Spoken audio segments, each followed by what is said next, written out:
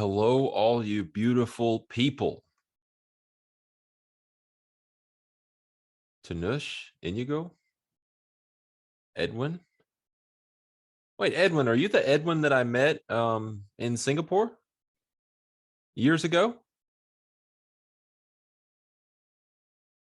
Oh, I met a guy named Edwin in Singapore. He took me to like this famous place. We had tea. Um, man, he was so nice. We had such a good time. He took me to have a traditional like chicken rice, place or whatever. But nice to see you, other Edwin as well. What's up, Rafi, Graham, Thomas, Kevin, Michael, Robin, Martin, and Duke with the howdy.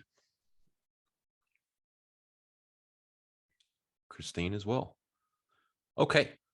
A couple things like I want to address like some interactions from Twitter and different things. Had kind of a busy morning on Twitter there. Not like I was on it a lot, but you know what I mean. Some interaction, which I have, I'm not a big Twitter guy, but there was some stuff today.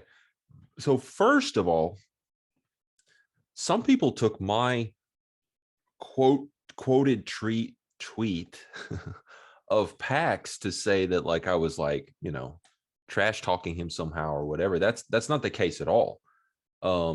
I just was kind of, got inspiration from his tweet, and I said, let me say this in another way that, so anyways, he posted something that said, we all have the same moving averages, trend lines, and access to the same studies. What separates us? Why do most of us lose while some of us are profitable, blah, blah, blah.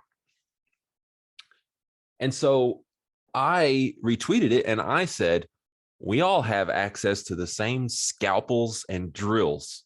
What separates a brain surgeon from us? Why do most of us lose patients, as in like kill them, when we try surgery? Just a joke, obviously.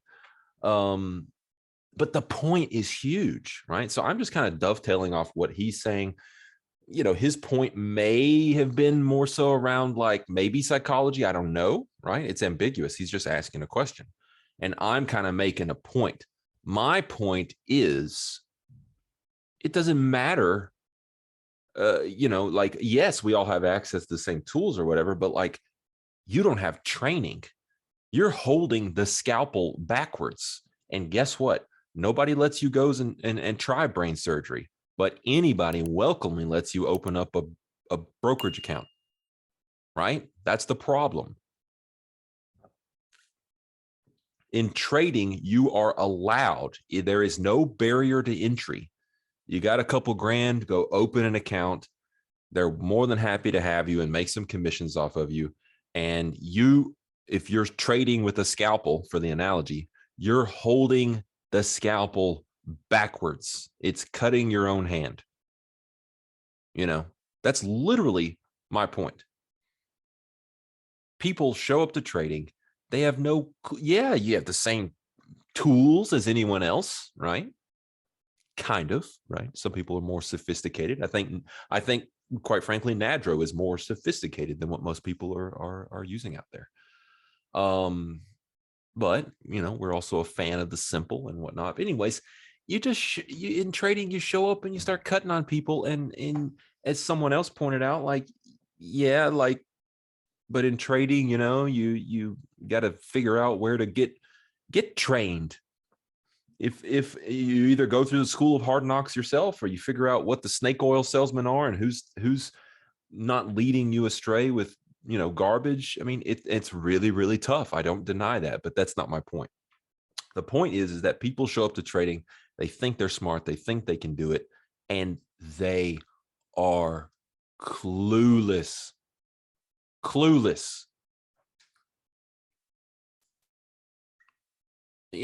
High failure rate in trading. Wonder why. People are showing up to perform brain surgery with zero training. $2,000 in their account. Let's go cut some heads. No, not good, guys. Okay. Oh, so I'm going to answer this question. What was this question? All right. So I posted my fills. And by the way, I have done one more fill since I posted that. I fully flattened around 38. I'm just ballparking here, 38.67, right? There was a little bitty small consolidation. You know, I probably got out around 1048, 1050, something like that. Central. And the reason I got out is because in my opinion, the sellers were greatly weakening at that time. And that actually persisted further, which led to that bigger bounce and complex pullback. But then the sellers showed back up, right? So I got out based on a temporary weakening, right? I chose to be more short-term in my decision-making using order flow in a certain way. And ultimately the move is not done, but I know that. But here we are into kind of a neutral reference that I have here. By the way, this bear level here, that's not, I mean, there was no DMI today. This is not a precise level. This is the bear level that's just purely mapped over from a chart that signifies to me that we were bearish a lot of today on that time frame, essentially all of today, in my opinion.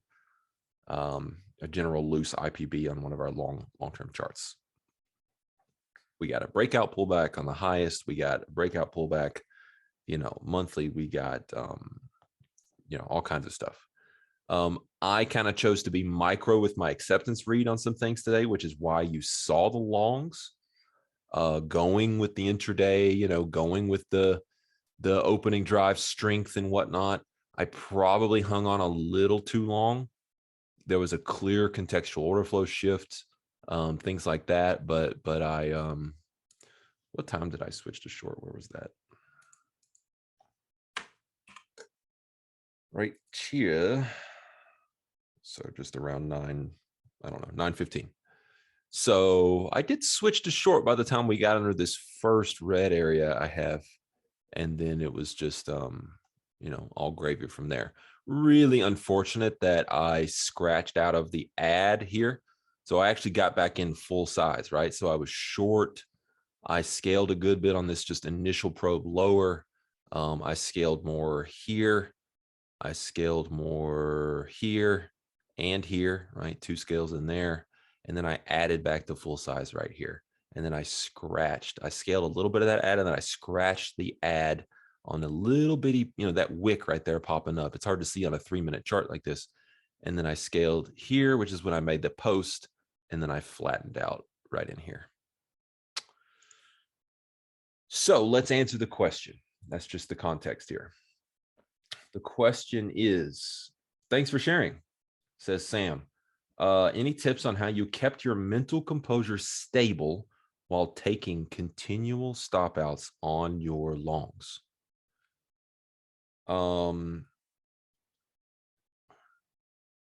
This is a complex question because it's not a parlor trick that I pulled in the moment. Okay. It's not something that I did in that moment of a string of losses to, quote, keep my mental composure stable. My students know what it is, right? It's all the work I've done for years around what we call mental framework, right? We're reframing our mentality, our belief systems, the way we think about trading, the way we think about markets, what trading is, what markets are, all the randomness that we're dealing with, letting go of precision, letting go of the need to know what's going to happen next or outcomes. So it's, you know, what's that phrase? The slowest, you know, it's an overnight success that took like, you know, 6 years. So this was a sequence of trading success that took 6 years to be able to be, you know, mentally stable during that. So you know, to take a different slightly approach real quick as an aside to answer it, it's kind of the way I trade, right? Those of you who saw me trade in the intensive, I forget, but there were periods where I had extremely low win percent, right? I think towards the tail end of the week, if I recall, I had like We thought we were going to have like some losing days. We didn't end up having any losing days that intensive week, but that's not the point. The point is we had some sessions where we were wrong,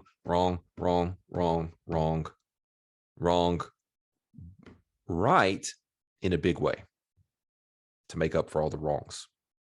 So my focus in trading is first and foremost not around win percent, but rather risk reward. And in fact, I have my P&L pulled up here for today. And I'm just going to ballpark this for you guys. I'm not great at off the top of my head math here, but I'm going to say trade 1, I lost 0.4 R. Trade 2, I lost 1 R. Trade 3, I lost 1 R. Trade 4, I lost 1 R. Trade 5, I lost 0.7 R. Trade 6, I lost 0.4 R. Then I made 2 R, and then I made 10.5 R.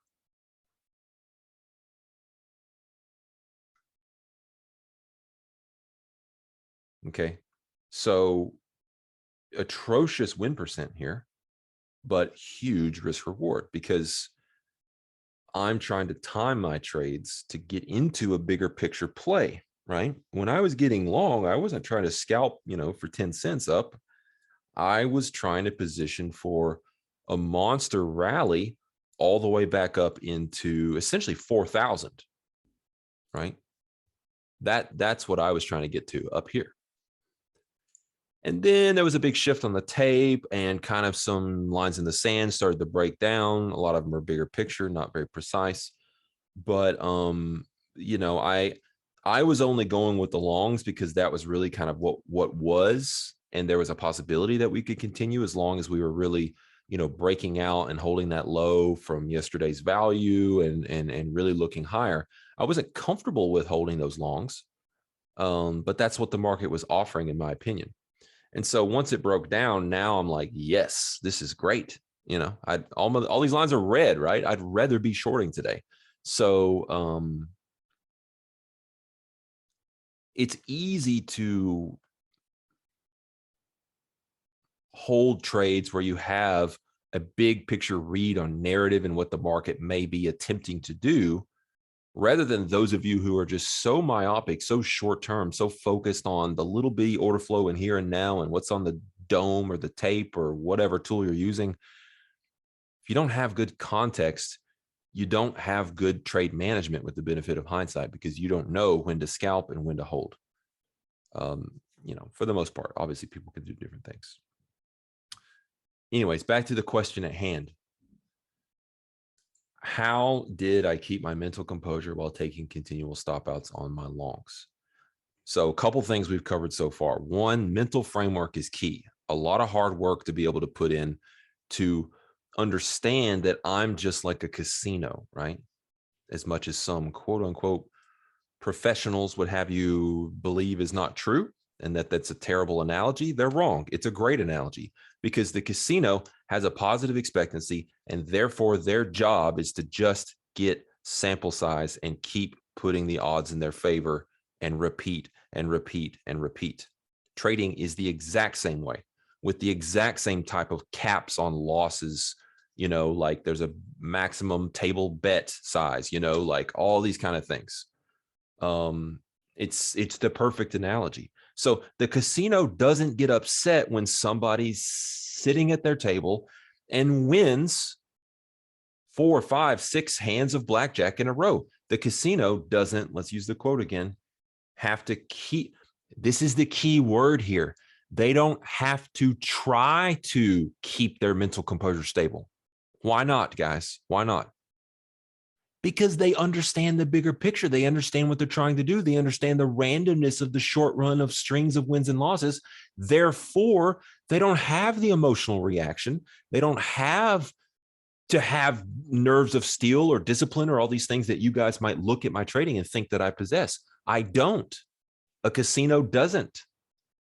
You don't have to if you do what I teach around mental framework and build a stronger way of thinking about these things and believing about these things. Now you don't have to fight those what we call natural human trader tendencies and emotions and fears as much. This is what I teach, and it's the truth. Okay. Having tricks to work on your confidence or your discipline or whatever, those are all band-aid solutions.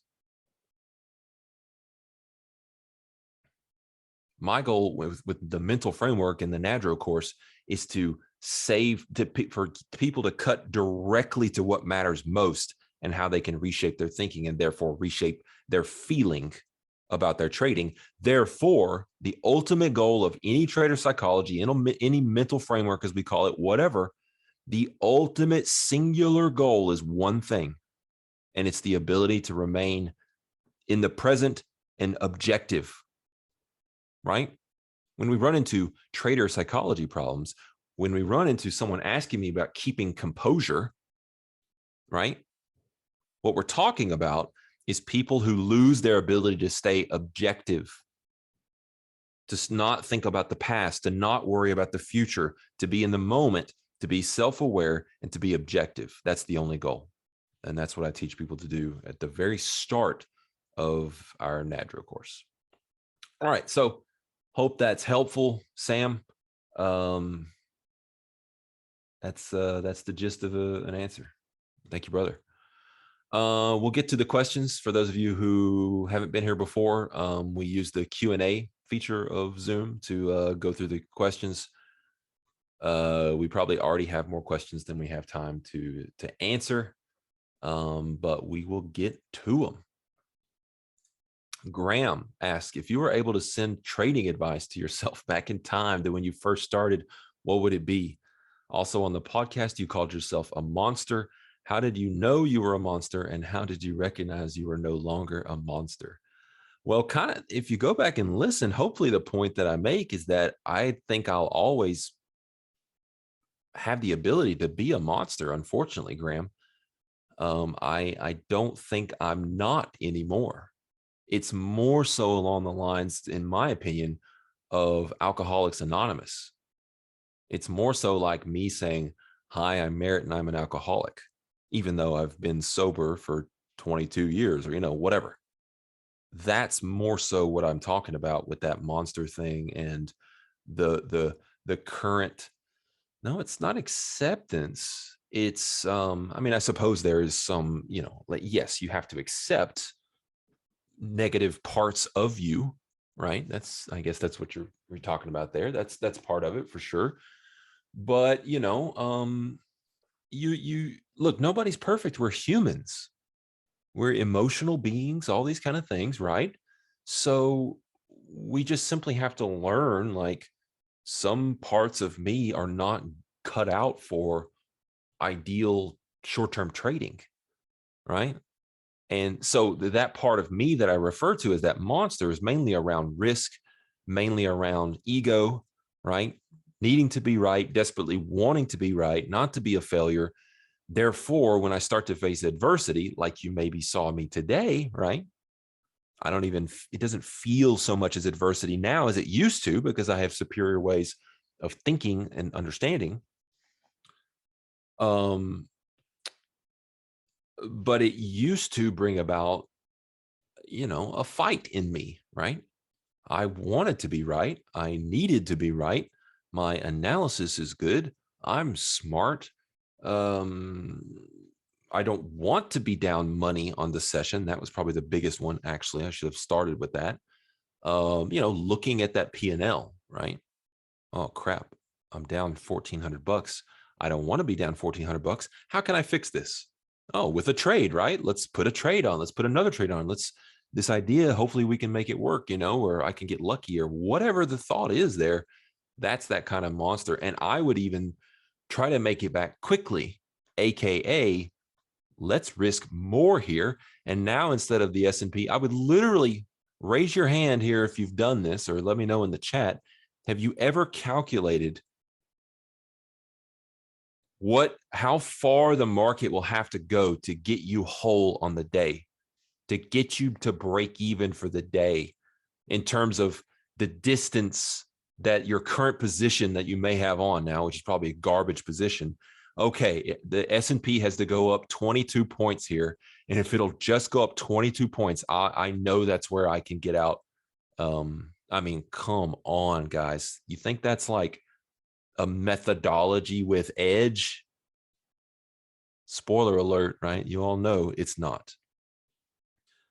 That's not taking impulses and filtering market generated information through a process to then, what's the main goal of any trader? It's to be consistent. You're never going to have consistency unless you're consistent with your risk, which I just said I used to not do. If you're consistent in your process, in your behaviors, your actions, consistency doesn't magically show up. Consistency is earned through consistency. If you're changing the way you're doing things like I used to do, if you're changing your bet size, this is one of the reasons why I'm not a fan of traders who think that trading better is about getting bigger at the right moments. I think that for some very select few of traders out there who are very much specialist and who come across very special opportunities with very maybe fundamental catalysts as well, that can make sense. For technical traders, like grinding day in and day out on price action, volume, order flow, all those kind of things, every trade is a coin flip, ladies and gentlemen. You just because you have huge, I tell my people hey, this narrative is A plus, doesn't mean it's more likely to work out than maybe a C narrative we might kind of limp into cautiously, but I teach, and I know world famous trader psychologists, work with hedge funds, like legit ones who agree with me on that, and see that as very important for the people that I'm describing who are just technical, taking setups. Keeping risk consistent was a big deal for my growth, because guess what? If you were to look at my results on an R value on a trade by trade risk, right? Not a consistent R value, but let's say I risked $100 on one trade and it won, and then I risked $1 million on another trade and it lost. Okay. Each one trade, I won $100 on the first trade. So I made one R. And on the second trade that I was risking $1 million, I lost $1 million. So I lost one R. Okay. Back in the day, before I was profitable, I could look at my trading on trade by trade units of risk, and I was profitable. What's going on here? You need to quit varying your bet size, because guess what, Merritt? You have no clue which of these trades you're about to take are going to be the winners or going to be the losers. Your confidence rating on your trades sucks. And I think most traders fall into that camp, actually. And there's a lot of people who agree with that. So keeping risk consistent, not allowing getting upset or angry to me to change my risk, right? It's kind of a tilt type of move. All that kind of stuff is just super, super important. For me, if I get back to this question that I'm supposed to be talking about, all that would be kind of some advice. But that's mainly just answering the second part of your question around Merritt, the monster. If I were to send trading advice back to myself, I mean,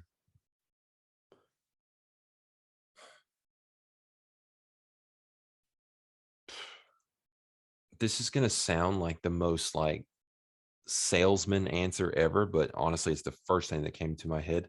I would package up this freaking NADRO course and I would ship it back to myself. Here's everything you're going to learn over the next 10 years presented to you on a silver platter, including the mental game and everything that, I mean, that is what the NADRO course is it's my full body of work and understanding and everything that I've, pieced together through the years. That's what it is. So that's the first thing that came to my head. But more specifically, I mean, I would start with an understanding of auction market theory, right? Rather than just going down, first I went down the indicators rabbit hole, then I went down the pure price action, and all these kind of things.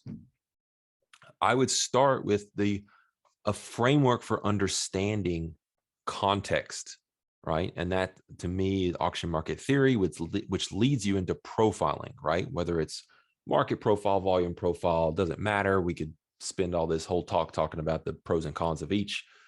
But that's one thing I would tell myself. And then I would say, again, if I couldn't send myself the NADRO course, I would say start with auction market theory, learn how markets kind of operate, risk reward asymmetry, how to see that, what the market is up to, and get yourself a notebook and a pencil, right? For a trade journal to start to know yourself, pick up on the cues that lead you into, monster-ish behavior. That would be the advice. Rafi from our community, I know he's a crypto trader. He says, hey, Merritt, I've recently branched out from crypto and have been getting set up to trade traditional futures. I'll be starting with the micro contracts. Good idea. It seems fairly logical to me, but do you think I should be watching order flow from the main ES contract instead of the micro, even though I'm executing on the micros? The answer is unequivocally yes. ES is obviously where the majority of volume is done, and thus will give a truer read.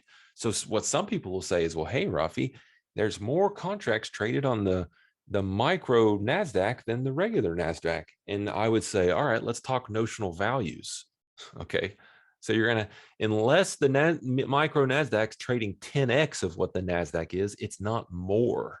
It's just more small little chunks that, nobody cares about, right?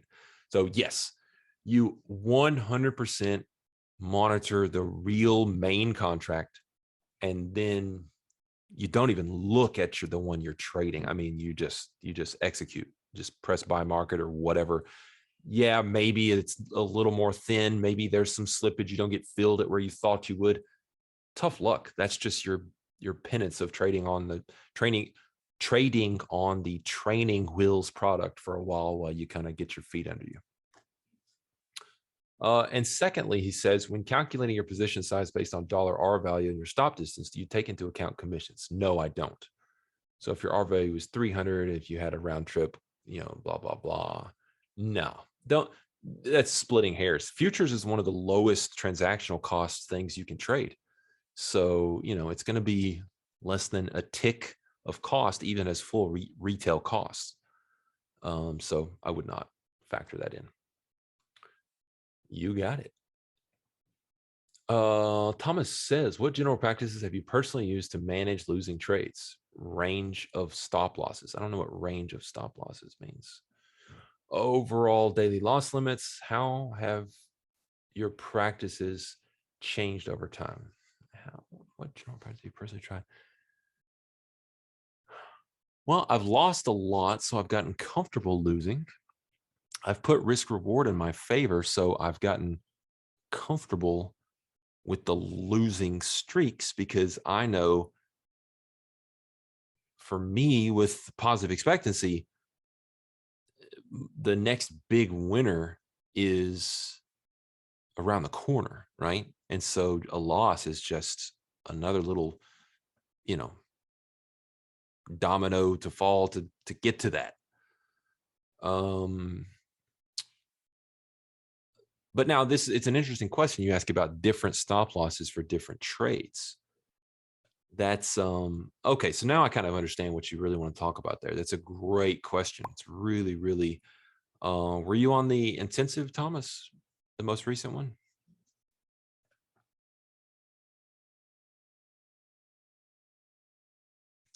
It wasn't. So for those who were on that intensive last time, you got to see some pretty cool stuff. So let me go to like a whiteboard here. I'll try to remember some of what we did. So one day I remember in the S&P, I had like a range that I was like, you know what?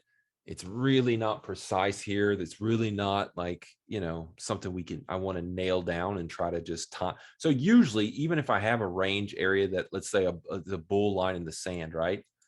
I'm still going to come in here and like try to get long here, right? And if it goes, it goes. That's great. But if it comes below there, I'm probably going to stop out, right? And then, if it comes in and does something, I might try it again, and again, I would stop out. Like if where I define that turning point is not the turning point, I would again stop out, right? on this particular day, the context called for me to apply a different tactic around S&P is really not bouncing, is it? A little bit of seller absorption here at this neutral line in the sand. And really, it's not the best level for students, right? Like, I know we have this 3848, but really where it would want to go is to more like 3800, right? So there's still a lot of downside left in this market. And I'm not even talking big picture. Big picture, there's a ton of downside. Today was a critical inflection in the S&P. I didn't have a DMI for short-term traders, but swing trade type stuff, this is a critical inflection. Anywhere from 3,900 to 4,000 is like mega bear zone, like as big as it ever could possibly get, ever. It's the bear zone. Anyways, back to the question. I seem like I'm ADD today. So I said, all right, we're going to apply a different tactic. And so what I did, I think the overall idea ended up like not working. It worked really, really good for a while, and then it like fell apart. But I was like, all right, I'm going to nibble some here pre-market. I kind of got in and I said, all right, I'm going to just, put a little bit. I said at the beginning, all right, I'm going to spread out my entries throughout this range. And that's what I did. Put some on here, scale a little bit of it off now that it's in my favor, right? There's a little winning trade on part of that. Put some on here, take some of that risk off, maybe when it starts to turn right there, right? So in here, out some of that there. And I start to build up a really good position. And then like, let's say we like add a nice little piece here once they get this little pattern looking good. And then boom, like all this stuff is really, really profitable. It's like looking really good, but it fell apart. But the point remains that we're talking about managing trades differently in different environments. So I felt that I didn't have my normal precision, a really good line in the sand. It was kind of ambiguous, but I knew I wanted to be long, and I knew that we could kind of go lower into the open. So I just chose to spread out my entries and actually scale in, which is fairly uncommon for me. I tend to be more precise, but it paid off, because otherwise we just would have been stop, just had a lot of stop outs, and we had no stop outs. At other times when you are, more precise and have a stronger read on exactly what's happening, then, I think precision is doable as long as you have the skill sets to do that. As long as you have the process in place for handling short-term noise, which you will inevitably deal with, right? It's really important that you're able to re-enter trades, because you identify that, okay, I really liked getting long here. Okay, I'm out. But you know what? It's setting right back up. That's just a little stop run based on my read on order flow, based on my read on volume. Finally some excess created. We ran stops from an overnight area over here. And then now I need to get risk back on, if you're being precise and it turns against you quickly, unprofitable, you're out, right? But if it's in your favor and it turns against you quickly, that's different. That's different. It depends on the way I trade, the strength of the narrative. How good is this idea that I've finally worked into here? Do I need to be super cautious of a scary move, or do I need to just keep the stop down here and give this trade room to work? Because trust me, a lot of times short-term stuff will look scary. And, the old phrase, they're shaking out weak hands, whatever the case is, it happens. So if an idea is really, really good and you've secured a great trade location, that's your biggest asset. That's your biggest asset. You've secured such a good trade location. It's starting to work. Don't let the short term shake you out of the full position.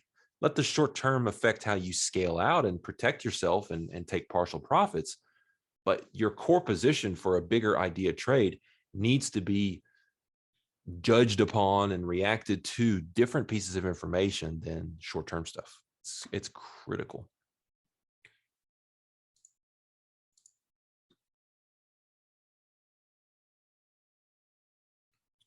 So let me just, he followed up here and he said, I have a high win rate of 70%, but the big losers kill me.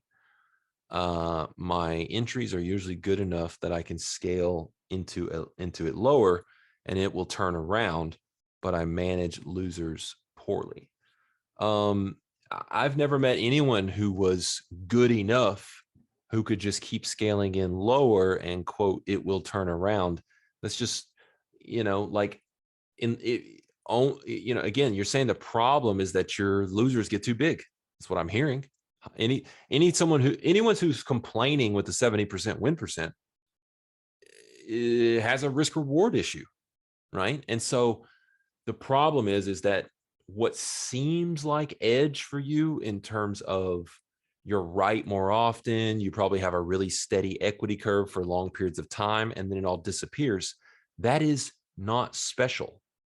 You don't have something there that's like you're really onto something if you could just get rid of these big losers. The way you're doing everything you're doing is a standard way of trading without edge. I'm not saying you don't have edge for sure, but just in general, anyone could have come up with but you see, if you cut your losers more quickly, then all of a sudden that hurts everything else you're doing. The ability to scale into trades and give them room to work and stuff. So you have to strike that balance. You have to find out, you either have to come up with a more simple, unified approach, which gets that risk reward back in line while maintaining an acceptable win percent.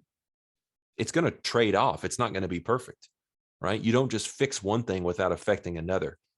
Almost everything you do to a trading system is a trade off. A trading is a trade off, everything. So if you improve that risk reward, you're going to hurt that win percent by design. And that for you, it sounds like that's an acceptable move. It's something that you should look into. The next thing to look into that we do NADRO wise is to be able, as you're asking, to apply different trade management tactics for different situational, contextual plays. That's where I think the magic really starts to happen, not only on the loss side or the entry execution side, but on almost most importantly, I think, on the winning trade management side. That's huge. Knowing when to let something run versus when to just take, small momentum based exits and profits and stuff is a big deal.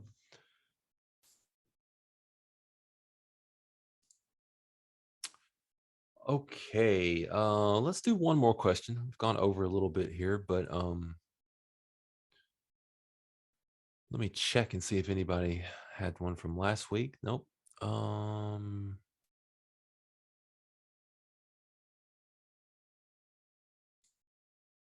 Lewis asks, hey, Merritt, do you know any CPTs in the futures markets who are scalpers? Of course. Momentum trader, yes, because I'm comfortable with scalping, but I tell myself the most profitable are swing day traders. Man, that's mostly, I think, for you, like a grass is greener thing. You, Lewis, are going to trade your best and most profitable doing what you're most suited to and best at, right? That doesn't mean that anything goes, everybody can be profitable doing anything. That's not true. The failure rate of trading proves that. But today's society, this kind of anything goes, nothing's right or wrong kind of deal is bad for traders because they think they can just find their little magical way and whatever. For example, if Thomas earlier around the high win percent, but then probably upside down risk reward, would have been adamant about well, that's just his niche, that's what he's comfortable with. That is the kind of thing where people are saying, hey, I'm just going to do what works for me. And they're just a fool, right? So we don't want to be that, but we want to find that balance of playing to our strengths. So if scalping is a strength for you and it's kind of more the way your mind is geared and you're a faster thinker and things like that, that's great. do not feel bad about me making some post on Twitter about some 10R, big gain that I had today or whatever. That may not be your game, and that is not a bad thing for you. You're going to be able to squeak out great, consistent, typically the shorter term scalpers are able to profit in more conditions where I'm left holding the bag on what I'm looking for 10R. And I've tried it 4 or 5 times and it just doesn't work. And you would have taken profits on half those trades that rotated a little bit in my favor, and I did nothing or ended up taking a stop on the core, right? So it's just different. It's not better. It's not worse. It's just a different time frame, a different tactic, a different strategy, style, niche. So I hope that helps. It's very easy for all of us to kind of look over and say, oh, this person's doing this and that's better. But again, keep in mind what I said earlier about sometimes we do have to change. We can't just do what we're comfortable with, because guess what? What humans are mostly comfortable with trading wise typically sucks really, really bad, right? So some people are scalpers.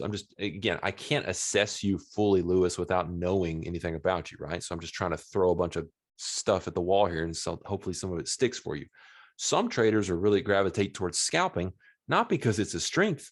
It's because they're such maniacs that they have to enter all the time and they can't hold winners. So they call themselves scalpers, right? I've seen a lot of retail traders who are that way. They call themselves scalpers, but it's because they never were able to get comfortable sitting in the uncomfortable position of holding a winner that could turn around against you. So they're just a scalper, right? But let your results speak to a lot of these things. If you start to put together some good results, then you're on to something. If your results are crappy, you may be the one that needs to change rather than do what you're more comfortable with, right? Think about, weight loss and dieting. Are you more comfortable staying the same and, having the donuts every day or whatever? Or is it more uncomfortable to get up at 4:30 in the morning and run 3 miles, right? Have that salad instead of that burger, right? So it's the same stuff, guys. It's just, sometimes comfortable is not the route, but sometimes in trading, comfortable is the direction you need to head in. So, all right, guys, great little session here. Hope you had some fun. Hope you learned something. I always enjoy it. We'll see y'all next week, same place, same time. Have a great, wait a second, Trader Tuesday. I don't know. Are we having one next week? Undecided. You'll see if it's canceled or not. I'm not sure. But happy 4th of July to Americans, and we'll see y'all soon.